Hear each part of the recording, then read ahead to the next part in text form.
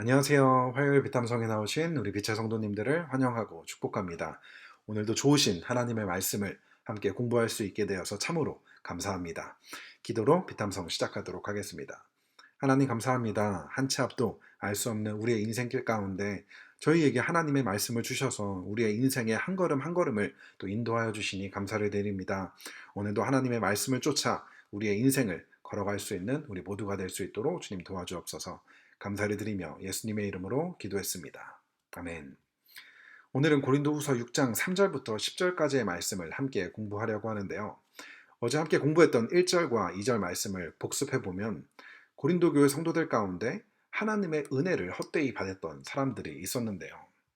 이미 예수님께서 십자가 사건과 부활의 사건을 통해 은혜와 구원의 길을 열어주셨음에도 불구하고, 그리고 바울을 통해 그 복음을 전해 들었음에도 고린도 교회 성도들은 거짓 교사들의 가르침으로 인하여서 다시 율법으로 돌아가 율법의 행위로 구원을 얻어내려는 이러한 하나님의 은혜를 헛되이 받았던 사람들이 있었습니다. 그래서 바울은 권면을 했던 것이죠. 하나님의 은혜를 헛되이 받지 말라고. 그리고 바울은 이어서 자신이 이 복음이 전해지기 위해 무엇을 했는지 이야기를 하고 있는데요. 오늘 본문 3절을 보도록 하겠습니다. 3절입니다. 아무도 우리가 섬기는 이 일에 흠을 잡지 못하게 하려고 우리는 무슨 일에서나 아무에게도 거리낌거리를 주지 않았습니다. 아멘.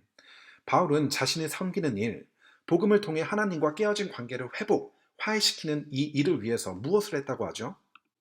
사람들에게 흠잡힐 만할 말이나 행동을 하지 않고 또 거리낌거리를 주지 않았다고 하고 있는데, 거리낌을 주지 않았다는 것은 사람들이 걸려 넘어질 만한 모습을 보여주지 않았다는 것을 이야기하고 있습니다. 이 구절을 통해서 바울이 자신의 이 사역을 어떻게 감당했는지를 잘 보여주고 있습니다.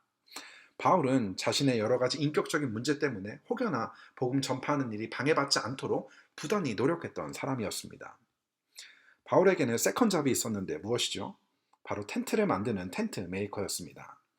바울은 고린도 지역에서 브리스길라와 아굴라를 만나게 되고 그들과 함께 고린도 지역에서 텐트 메이커로 일을 하면서 또 동시에 복음 사역을 했었습니다.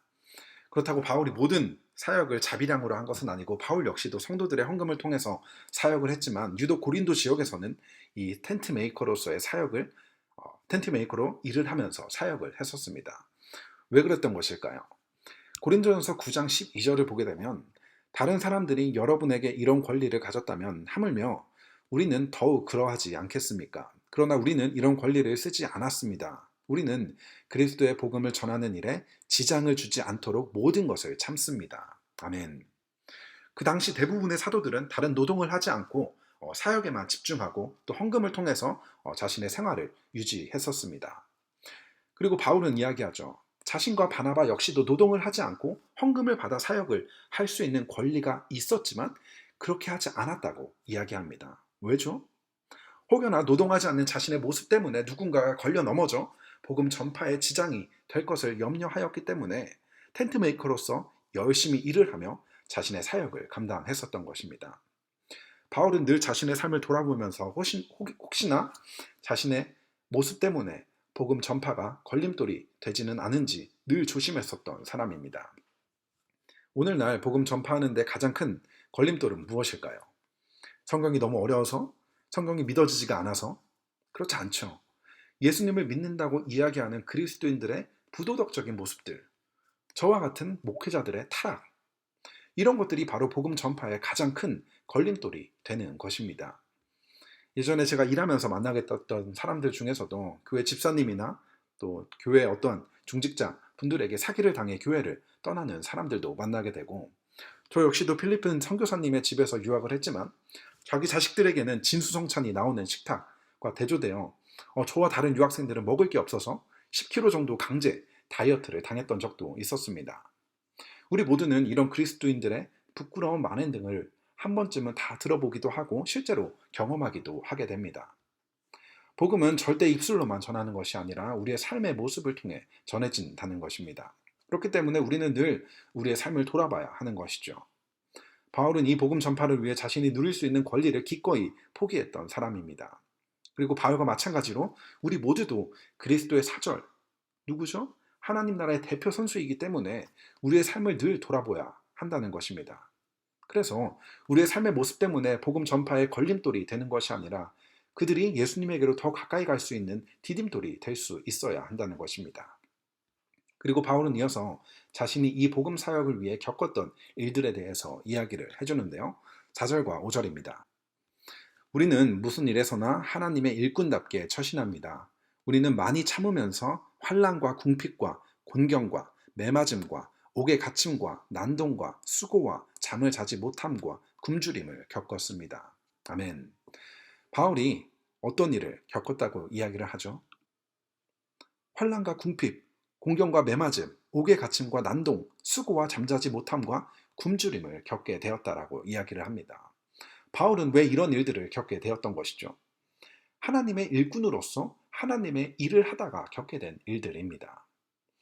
사실 오늘날 우리가 복음을 전하는 것 때문에 겪게 되는 고난은 사실 바울이 겪은 이러한 일들에 비해서 고난이라고 이야기하기 참 부끄러운 것들이 참 많이 있습니다. 물론 여전히 많은 나라에서 복음을 전하고 믿음을 지키기 위해서 생명의 위협이 있는 곳도 있지만 우리가 살고 있는 미국에서 우리가 겪는 일은 조금 불편하고 부끄럽고 창피한 정도이지 않을까 생각을 하게 됩니다. 바울은 이러한 고난을 겪었음에도 자신의 사역을 포기하지 않고 오히려 어떠한 마음으로 사역에 임하고 있었을까요? 6절과 7절 그리고 8절 앞부분입니다. 또 우리는 순결과 지식과 인내와 친절과 성령의 감화와 거짓없는 사랑과 진리의 말씀과 하나님의 능력으로 이 일을 합니다. 우리는 오른손과 왼손에 의의 무기를 들고 영광을 받거나 수치를 당하거나 비난을 받거나 칭찬을 받거나 그렇게 합니다. 아멘. 바울은 고난 속에서도 자신의 순결과 지식, 인내와 친절, 그리고 성령의 감화와 거짓없는 사랑을 잃어버리지 않고 진리의 말씀과 하나님의 능력으로 자신의 사역을 묵묵히 감당하게 됩니다. 바울의 사역은 결코 형편이나 처지에 따라서 좌지우되거나 변하지 않고 자신의 사역을 통해 사람들로부터 영광을 받고 사람들의 칭찬을 받는다고 하더라도 바울은 교만해지거나 자만해지지 않고 또 반대로 사람들에게 수치를 당하고 비난을 받는다고 하더라도 복음을 왜곡하거나 회피하지 않고 한결같이 그 복음을 전했던 것입니다. 고린도 교회 성도들은 바울의 사도권을 의심하고 비난하고 인정하지 않았던 이유가 무엇이었죠? 사도라는 사람의 삶을 보니까 어떻죠? 바울의 삶이 너무나 형편 없었던 것입니다. 바울은 그들을 위해서 따로 일을 하며 사역을 했는데 오히려 그들은 무슨 사도가 저렇게 교회에서 지원도 받지 못하고 스스로 일을 하면서 사역을 하냐고 무시하며 사도가 아니라고 이야기를 했던 것이죠. 그리고 바울이 겪는 고난들을 보면서 사도라는 사람이 어떻게 저런 고난을 겪게 되냐고 사도하면은 좋은 일만 있어야 하지 않냐고 이야기를 하며 바울의 사도권을 인정하지 않았던 것입니다. 하지만 바울은 자신의 삶을 세상의 관점으로 바라보지 말고 하나님의 나라의 관점으로 바라보기를 촉구하고 있는데요. 8절 후반부부터 10절까지의 말씀입니다.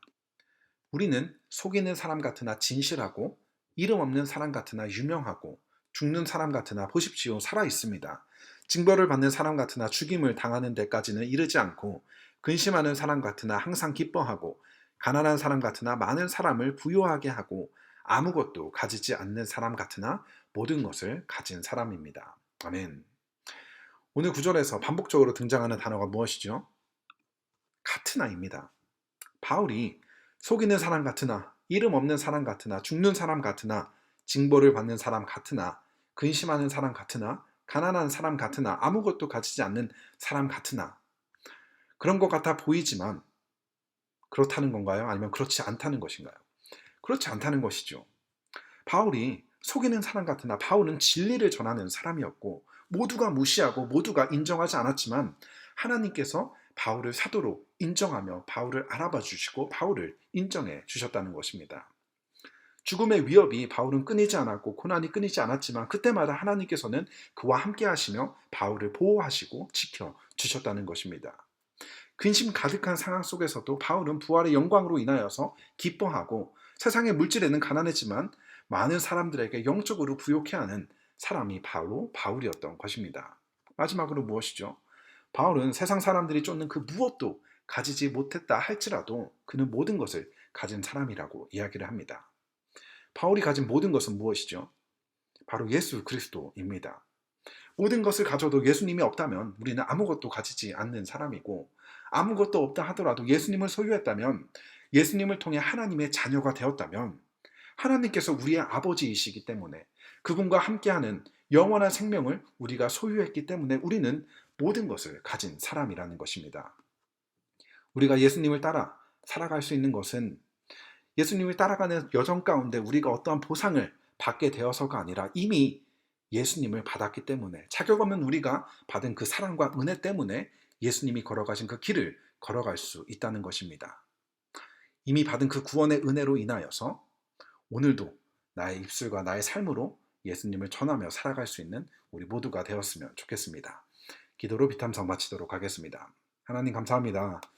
우리는 속이는 사람 같으나 진실하고, 이름 없는 사람 같으나 유명하고, 죽는 사람 같으나 살아있고, 징벌을 받는 사람 같으나 죽임을 당하는 데까지 이르지 않고, 근심하는 사람 같으나 항상 기뻐하고, 가난한 사람 같으나 많은 사람을 부욕해 하고, 아무것도 가지지 않는 사람 같으나 모든 것을 가진 사람이라는 삶의 고백을 할 수 있는 우리 모두가 되게 하여 주옵소서. 감사를 드리며 예수님의 이름으로 기도했습니다. 아멘.